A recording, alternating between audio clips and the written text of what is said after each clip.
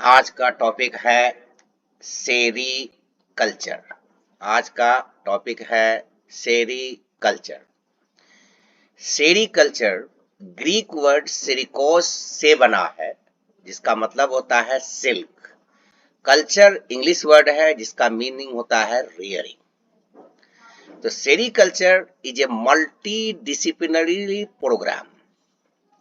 इसको इसलिए multi disciplinary programmes कहते हैं क्योंकि ये फार्मास्यूटिकल्स में भी यूज होता है, एग्रीकल्चर में भी यूज होता है और इकोनॉमी में भी यूज होता है। इसलिए इसको मल्टी डिसिप्लिनरी प्रोग्राम कहते हैं। Multidisciplinary program. The rearing, cultivation of silkworm and extraction of silk from cocoon for commercial purpose। Sericulture को कैसे डिफाइन करेंगे कि सिल्क वर्म्स का रेयरिंग करना, पालन पोषण करना। क्यों? ताकि उसके कोकून से हम कॉमर्शियल पर्पस के लिए कोकून से हम सिल्क निकाल सकें। Sericulture process. Sericulture process. Sericulture process includes 3 steps. 1. Moriculture. Moriculture, cultivation of mulberry plant for feeding silk moths is called moriculture. यानी मलबरी प्लांट जो कि इसका होस्ट प्लांट है सिल्क वर्म का, मेन होस्ट प्लांट, उस mulberry plant का cultivation करना को मोरिकल्चर कहते हैं। ये 3 मेथड से होता है: seed planting, stem grafting, root grafting. There are 3 species of mulberry plants grown in India. There are 3 species of mulberry plant grown in India: Morus alba, Morus indica, Morus nigra. Morus alba को मैंने red colour से लिखा है because it is the most preferred variety and it is very easily, more easily grown into loam soil, means it is most common. The rearing of silkworms starts with the laying of eggs by female silk moth। Rearing of silkworm जो start होता है अंडा देने से female silk moth के जरिए। One single female silk moth produces about 300 to 500 eggs, about 300 to 500 eggs, and these eggs are collected and disinfected with 2% formalin solution। यानी whatever the eggs you have collected, जो भी अंडा आपने collect किया उसको 2% formalin solution में डाल करके डिसइंफेक्ट कर देंगे ताकि उसमें कोई बीमारी ना लगे। The disinfected eggs are kept under favorable conditions and suitable temperature so that larvae easily hatch out। The young organism is called caterpillar or silkworm। अंडा आप डिसइंफेक्शन के बाद एक सुटेबल टेम्परेचर पर रखा जाता है ताकि एक का शेल फटे और वहां से जो लार्वी निकलता है उसको कैटरपिलर कहते हैं और उसी का दूसरा नाम यानी सिल्कवर्म है। तो सिल्कवर्म क्या है? एक कैटरपिलर है। सिल्कवर्म क्या है? एक कैटरपिलर है। Silkworms feed on the mulberry leaves and grow in size। Silkworm feeds on the mulberry leaf and grow in size। The silkworms are kept in clean bamboo trays with mulberry leaves for about 25 to 30 days।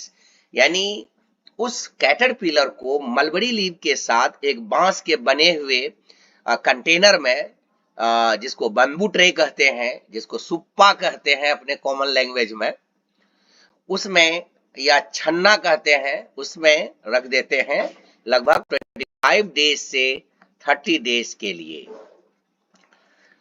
After this time period, cocoon is formed with a silk fiber and the caterpillar develops into a silk moth. अब जो है वो caterpillar silk moth यानी adult में develop हो गया और वो जो कोकून छोड़ा उस कोकून में सिल्क फाइबर है. उस कोकून में क्या है? सिल्क फाइबर है. The next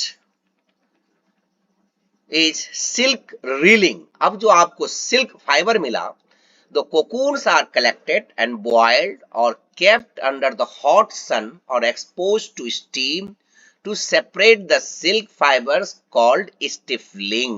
Called stifling. मतलब जो आपने कोकून पाया उस तमाम कोकून को पहले चाहे बॉयल करेंगे या धूप में रखेंगे या स्टीम से को टच करेंगे.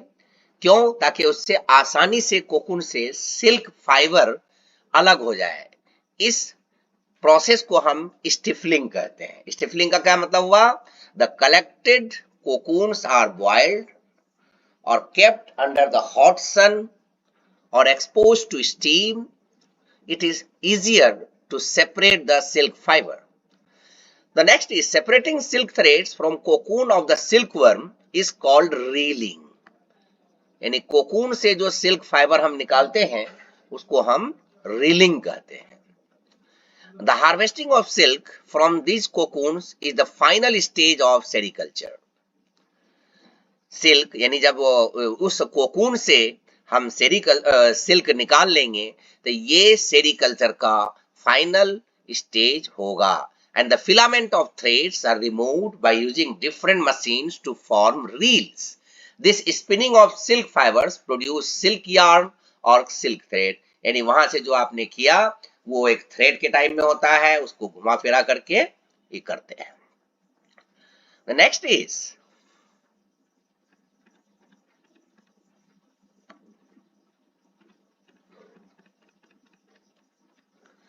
types of silkworm. Types of silkworm और silk. Silk के जो टाइप होते हैं it is basically depends on what type of host plant is used. किस तरह का होस्ट प्लांट आप सिल्क मॉथ के लिए, सिल्क वर्म के लिए, कैटरपिलर के लिए आप यूज करते हैं, उसके बेसिस पर सिल्क वर्म को या सिल्क को बांटा गया है. One is called mulberry silkworm and is reared on mulberry plant only. अब मलबरी प्लांट के अलावे बाकी किसी भी दूसरे प्लांट में जो होस्ट प्लांट है अगर उसमें हम करते हैं तो उसको नॉन मलबरी सिल्क मॉथ कहते हैं. About 400 to 500 varieties of non-mulberry silkworms are reared in tribal areas in Asia, in Africa. In Africa, ये एशिया और अफ्रीका के ट्राइबल एरियाज में ये सबको रेयर किया जाता है. कितने से? 400 to 500 वेराइटीज. यानी वो सिल्क वर्म या वो सिल्क जो मलबरी प्लांट से निकलता है, के खाने से निकलता है, उसको हम मलबरी सिल्क या मलबरी सिल्क वर्म कहते हैं. जो मलबरी प्लांट के अलावे किसी और प्लांट से जैसे प्लम है, आक है, उससे निकलता है, उसको हम नॉन मलबरी सिल्क वर्म कहते हैं. There are following 4 types of silkworm or silk. The first is mulberry silk. The first is mulberry silkworm. The name of the silkworm or silk moth is Bombyx morai. Bombyx morai. It is called domesticated silkworm. It feeds on mulberry leaves and mulberry plant belong to family Moraceae. 3 बातें इसमें important है. Bombyx mori से जो होता है उसको mulberry silk कहते हैं. बॉम्बिक्स मोराई किस प्लांट पे खाता है? मलबरी प्लांट पे. मलबरी प्लांट किस फैमिली में है? मोरेसी में. The worms produce long, continuous, white or light yellow colored silk filament. White or light yellow colored silk filament. and the silk has good commercial values, means अच्छे cost में ये बिकता है. The next one is tasar silkworm. Cocoons are big in size and weigh about 7 to 14 grams with a peduncle. With a peduncle. यानी cocoon इसका बड़ा size का होता है और जो 7 से 14 ग्राम उसमें एक पेडंकिल होता है. Reel to get 1000 to 1200 metre of fibres. यानी कोकून से हम इसके कोकून से तसर सिल्क वर्म के कोकून से 1000 से 1200 मीटर 1000 से 1200 मीटर लंबा फाइबर हम निकाल सकते हैं सिल्क का. 1000 से 1200 मीटर हम लंबा निकाल सकते हैं. Cocoons are yellow, light yellow, purple, brown, grey in color. यानी ये सब कलर में होता है. And this tasar silk is mainly found in Godavari river belt, like in Andhra Pradesh. It is very important questions for competitive exam, for all types of competitive exams. Godavari river belt of Andhra Pradesh. The silk is highly valued for its quality. Tasar silks are of 3 types. अब इसके भी 3 types होते हैं. Number 1, Antheraea mylitta feeds on Terminalia tomentosa and reared in India. यानी ये India में होता है. एंथेरिया प्रोलाई फीड्स ऑन आक plants, reared in India. Antheraea yamamai feeds on arjun, sal, oak यानी आक एंड पलम. ये सब प्लांट पर भी खाते हैं और ये रेयर्ड इन जापान है. ये कहाँ है? रेयर्ड इन जापान है. कहाँ पे है? रेयर्ड इन जापान है. ये रेयर्ड इन जापान और ये बाकी 3 जो है इंडिया में है. And the third type is Irai silk. Third type is Irai silk. ये व्हाइट और ब्रिक रेड सिल्क होता है. व्हाइट और ब्रिक रेड सिल्क होता है. ये भी एक इंपॉर्टेंट कैरेक्टरिस्टिक फीचर है. White and brick red silk.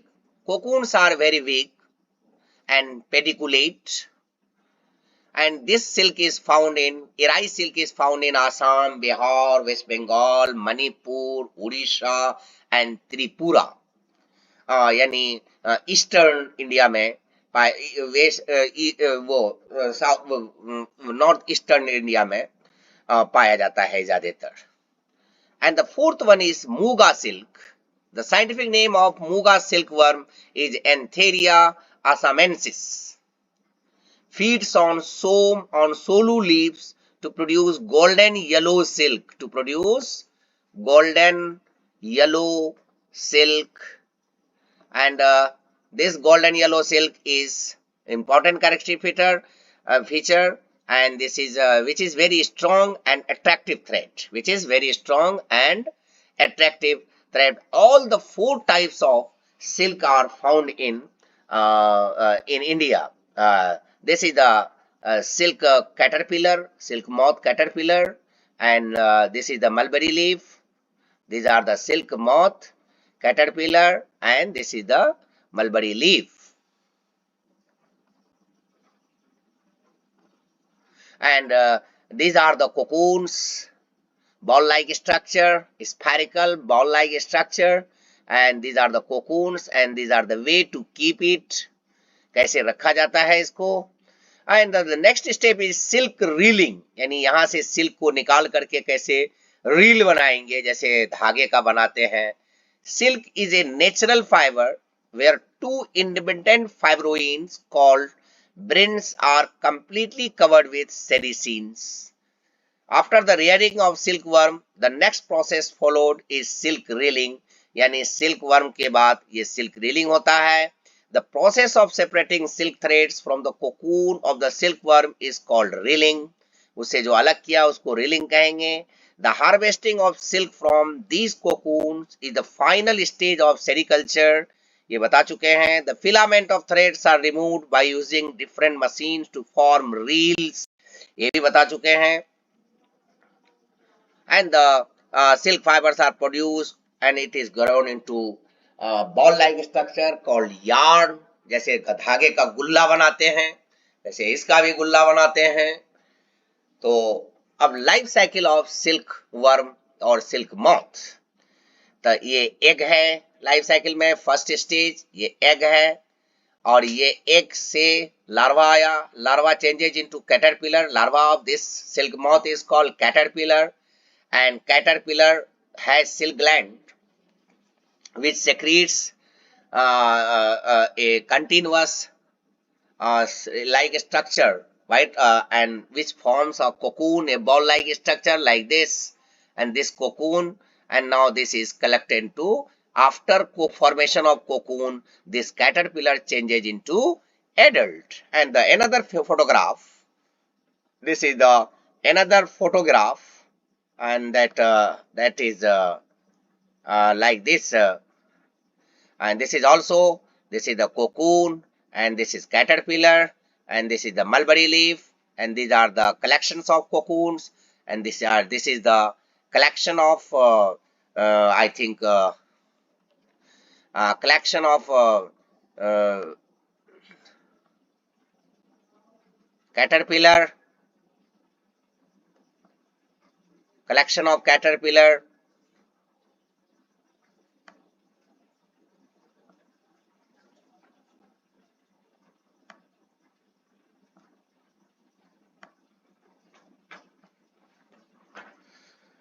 like this, and then now come to the why we study about this, you may say, why we study about the sericulture, what are the economic importance of sericulture.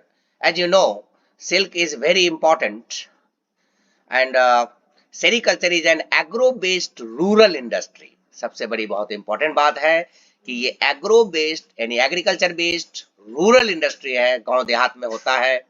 It creates large labour involvement, बहुत सारे लोगों को employment देता है।